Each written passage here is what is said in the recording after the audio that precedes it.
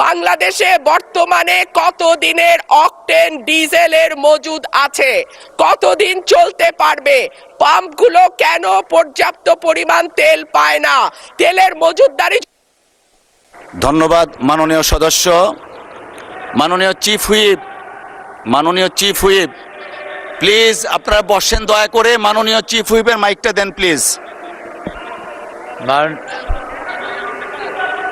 এর জায়গায় 4 দিন বা 3 দিন তারা কর্মঘণ্টা ঠিক করবে, কিন্তু প্রশ্নটা হচ্ছে যদি জ্বালানির কোনো সংকটই না থাকে তাহলে এত লম্বা লাইনই বা কেন, দামই বা বাড়াইতে হয় কেন, অফিস কর্মসূচি সময় পরিবর্তন করতে হয় কেন?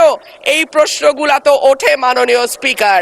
মাননীয় স্পিকার, আপনার মাধ্যমে এই সংসদের কাছে আমি জানতে চাই, জ্বালানি মন্ত্রীরা যখন গণমাধ্যমে কথা বলেন তখন মনে হয় বাংলাদেশে আল্লাহর রহমতে কোনো সংকট নাই।